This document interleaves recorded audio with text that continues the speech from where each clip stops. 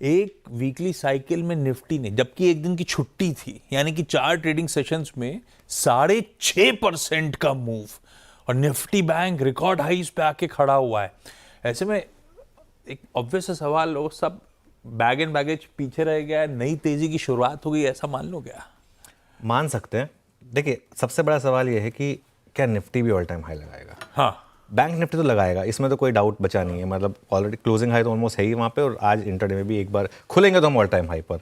तो bank Nifty में शुरुआत होगी न्यू ऑल टाइम हाई से, और उसके बाद देखते हैं कि निफ्टी में लगेगा या नहीं लगेगा।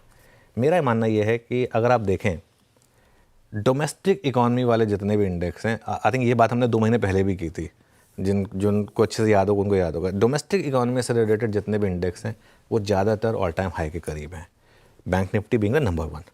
निफ्टी क्यों ऑल टाइम हाई के दूर है, उसके कारण है 3 बड़े index, IT, oil and gas और metals. IT, oil and gas और मेटल्स अभी भी 52 वीक हाई से काफ़ी दूर हैं, 20 से 25% दूर हैं। ये सारे के सारे इंडेक्स अपने 52 वीक हाई से, वो देखो आपकी स्क्रीन पर फ्लैश हो रहे हैं ना, ये सारे के सारे। इन तीनों में क्या कॉमन चीज़ है? ये तीनों ग्लोबल फेसिंग इंडेक्स हैं, आईटी, मेटल्स और ऑयल एंड गैस, तीनों के तीनों ग्लोबल फेसिंग इंडेक्स हैं। वही स्टॉक्स हैं जो 52 वीक हाई से दूर हैं, तो उन्हीं को अवॉइड करना है आपको एज अ ट्रेडर। बीच बीच में कवरिंग यहाँ पे बड़ी ज़बरदस्त आएगी, लेकिन एक चीज़ बताऊँ मैं, एफआईआईएस की बाइंग शुरू हो गई है वापस, और एफआईआईएस की बाइंग सबसे पहले आती है बैंकों में, बड़े बैंकों में वो हो चुकी है। Second tranche of FI buying मुझे हैरानी नहीं होगी अब अगर आनी शुरू हो स्टॉक्स लाइक इन्फोसिस, टीसीएस और एचसीएल टेक। थर्सडे को रिकवर भी हुआ है। थर्सडे को रिकवर हुए हैं आईटी स्टॉक्स, जबरदस्त रिकवर हुए हैं आईटी स्टॉक्स, और आज मुझे लग रहा है कि फाइनल बॉटम शायद आईटी स्टॉक्स में बनेगा। आईटी में अब वैल्यूएशंस काफ़ी चीप हैं। अच्छा, एक और चीज़ बताऊँ मैं आपको, लार्ज कैप आईटी में 4 से 5% की डिविडेंड यील्ड बैठ रही है आज की डेट में। मुझे याद नहीं इतना, मतलब फिक्स डिपॉजिट से ज़्यादा तो आज की डेट में इनमें आपको यील्ड मिल रही है। लेकिन not as a trader, as a trader आपका काम ये नहीं है कि आप प्रीएम्प्ट करें किसी रैली को।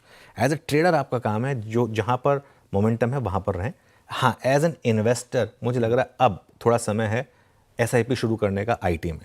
हो सकता है 6 महीने आपको रिटर्न ना मिले, हो सकता है 6 महीने आपको नेगेटिव रिटर्न भी मिले, लेकिन ये प्राइस सही है अगर आप एक इन्वेस्टर हैं, अगर आप मीडियम टर्म का व्यू ले रहे हैं तो, क्योंकि इस भाव में मुझे लग रहा है कि और हो सकता है और 5-6% नीचे तक large cap IT, mid cap में थोड़ी दिक्कत और हो सकती है। लार्ज कैप आईटी में मुझे लग रहा है कि वैल्यूएशंस काफ़ी कंफर्टिंग है अब। ओके।